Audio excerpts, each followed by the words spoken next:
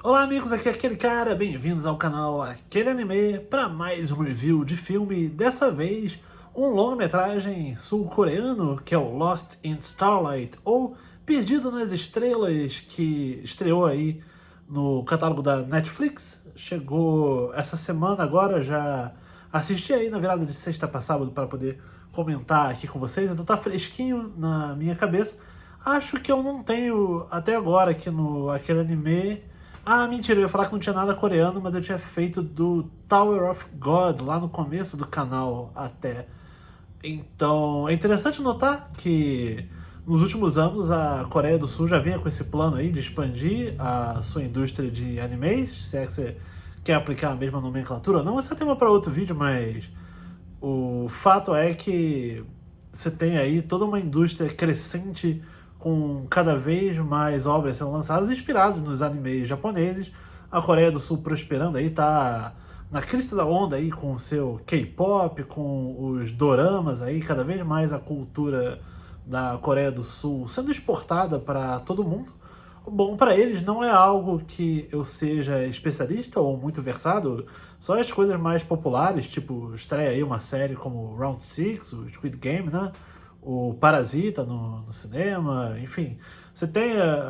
os mais populares, assim, o que fura a bolha, eu cheguei a assistir, mas não sou lá o cara mais especialista em Coreia. Sei que tem aí milhares e milhares de fãs de doramas que vão saber falar muito melhor do que eu, mas é interessante para mim notar que a Netflix, ciente aí desse grande apelo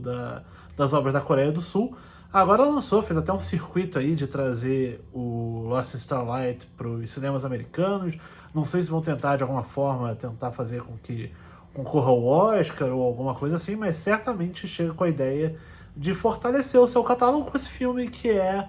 uma mistura de romance com ficção científica, de acordo com as próprias tags que eles colocam ali, os marcadores de gênero, embora ele penda muito mais pro romance do que pro lado da ficção científica, que fica mais restrita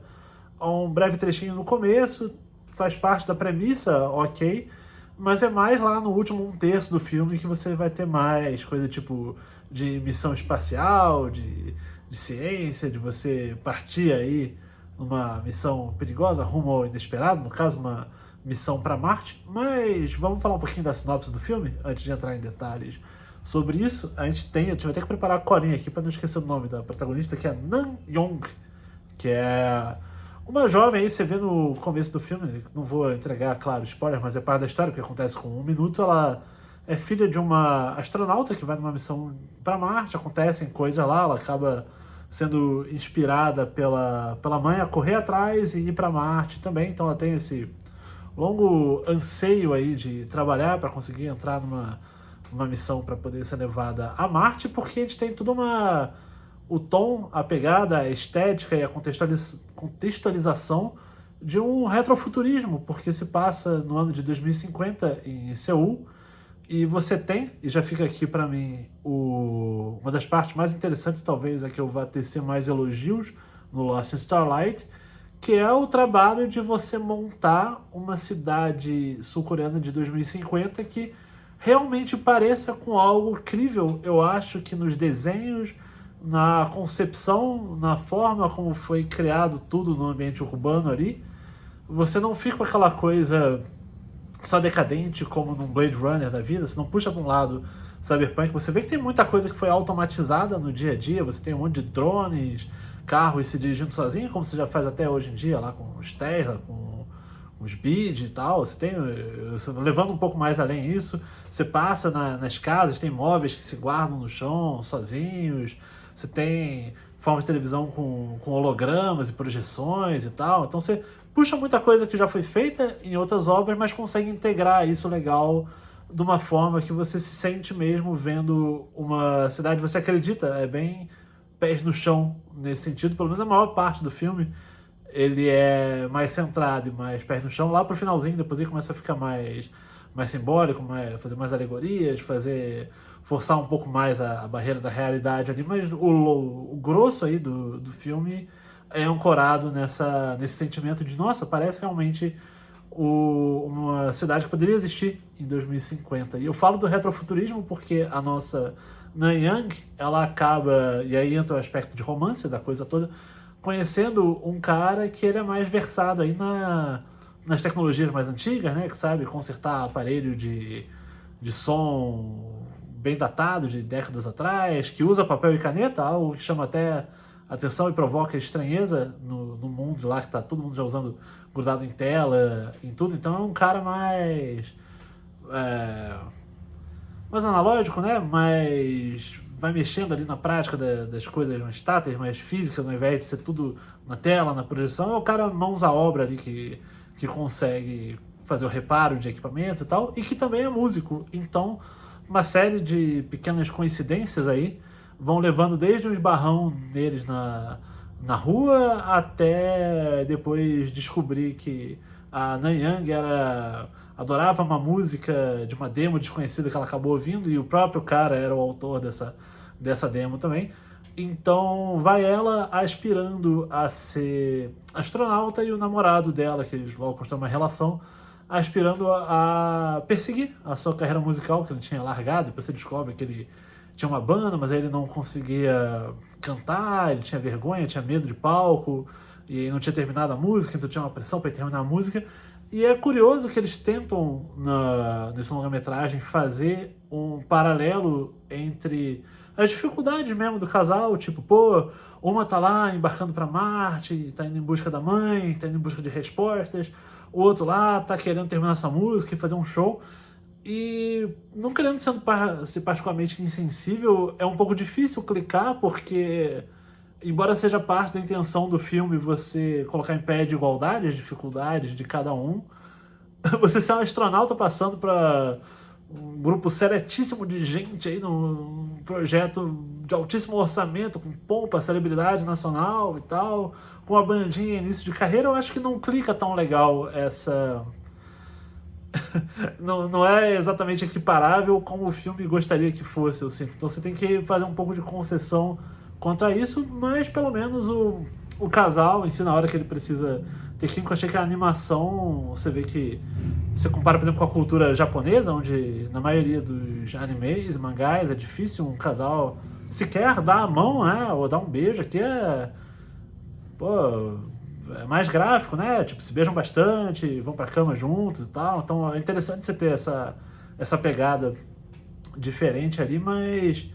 falei, é mais isso que chama a atenção, mais esse retrofuturismo, mais a estética da cidade e mais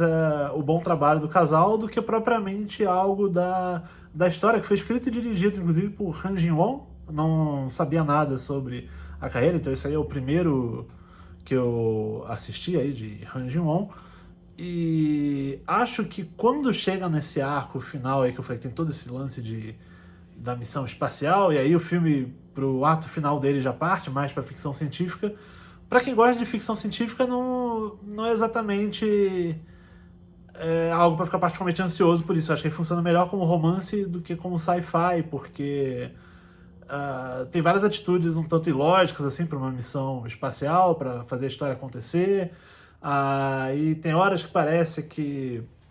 você vai deixar a ciência mais de lado para fazer coisas mais de explorar um drama psicológico, e tudo bem, porque não falta aí, sei lá, desde Solaris a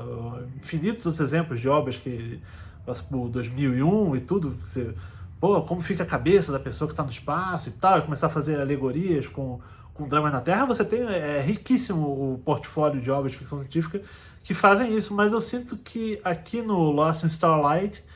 o filme não se compromete totalmente em mergulhar nesse drama psicológico, e às vezes ele flerta em tornar algumas coisas mais simbólicas e depois desfaz para mostrar que aconteceu mesmo de verdade, e às vezes não. E aí eu sinto que não é tão feliz nisso, embora graficamente na hora de montar o filme,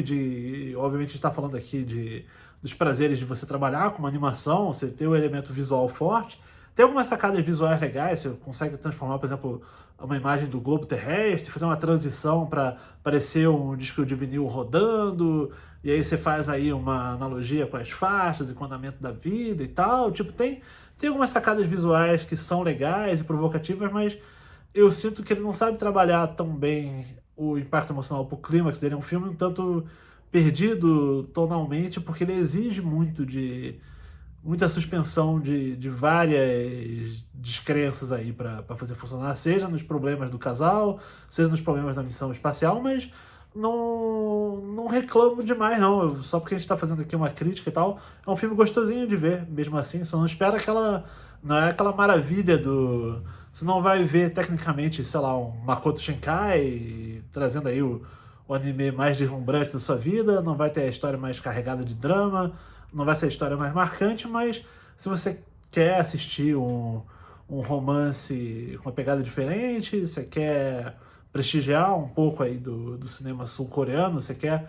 receber aí um casalzinho com um tempero bem leve, assim, de sci-fi, acho que vale a pena ver. É um filme que não me deixou de mau humor nem nada. Saí falando, pô, bacaninha de assistir, não reinventa a roda, não traz nada assim de outro mundo, né? Irônico, já indo pra Marte, mas